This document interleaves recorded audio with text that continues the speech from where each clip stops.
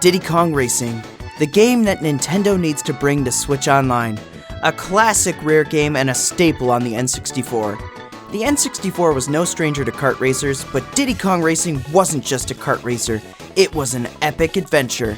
An epic adventure on an island of mysteries with a colorful cast of characters. Obviously, I have lots of thoughts and questions, so let's dive in. This is the Mysteries of Diddy Kong Racing.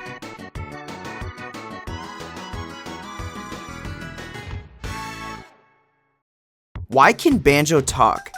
I'm Banjo! In the BanjoKazooie series, when characters speak, we get some sort of gibberish talk, but in Diddy Kong Racing, Banjo can speak. Granted, it's only 2 words, but he can say, "I'm Banjo." Can Banjo actually talk? Is that the only thing he can officially say? Does the Isle o' Hags have a specific language, and the gibberish we hear is just another language?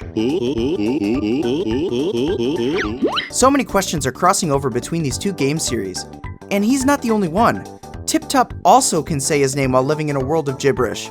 Conker speaks in full English though, so I think it may be an Isle o' Hags way of talking.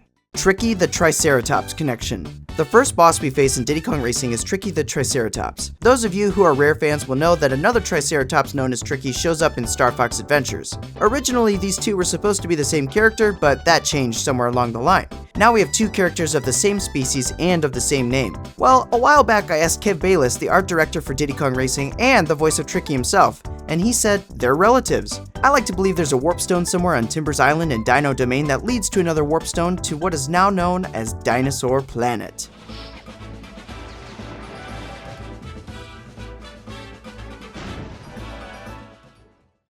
Was the lighthouse always a rocket? Right on the beach from the very beginning is a lighthouse. Or is there? What we see as a lighthouse ends up being our ticket to chasing Whisp into space. Was this always a rocket? You have to beat all 4 trophy races and that will unlock it as a rocket. But as far as I can see, no magic went into it. It just transforms. So who built it? Who converted this lighthouse into a rocket? Wizpig came from the stars and it's a wonder why he picked this little island in the first place. Did he have any previous ties to the island? Is this why the lighthouse was built as a rocket? For the inevitable day a space enemy came back to conquer the island? Maybe this has happened before.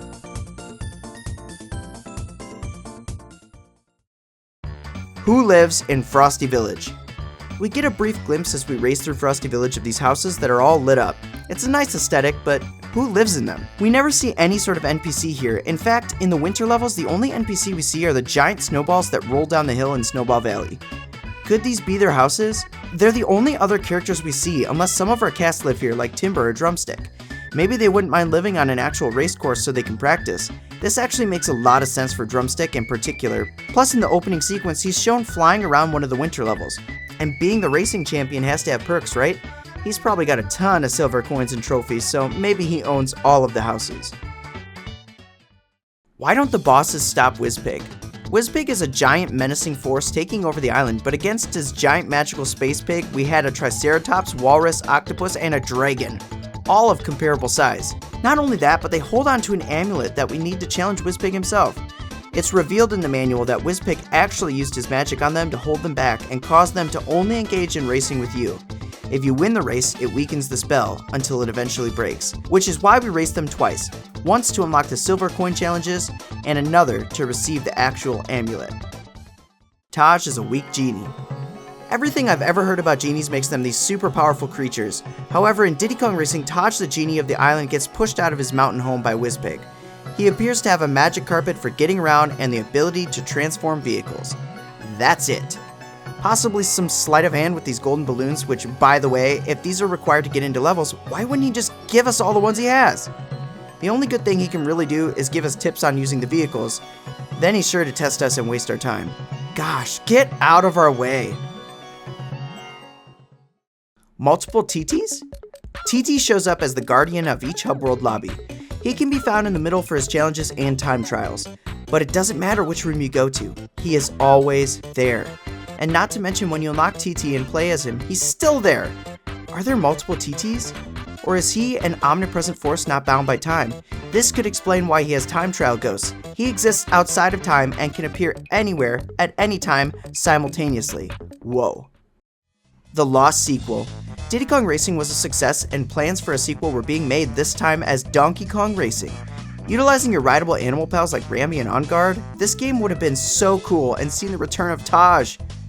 We got some gameplay footage at Space World 2001 before the game was officially cancelled. It sure is a mystery why we never got this. It would have been amazing. Are the silver coins the same as DK64? To get to the second boss races, you must go back and race each track collecting 8 silver coins. These coins are not only silver, but have the Nintendo 64 N logo on them. They look nearly identical to the Nintendo coin needed to complete Donkey Kong 64. You get this by playing the DK arcade game. Are these coins the same collectible, but way more plentiful on Timbers Island? Ghost Whizpigs in Haunted Woods. In the Haunted Woods, we see disembodied Whizpig heads that fly at you and laugh. But why? Whizpig is from space. He didn't live here. Unless he had a connection to this island and ancestors that visited before. Perhaps that's where the Lighthouse rocket came from. It was their ship.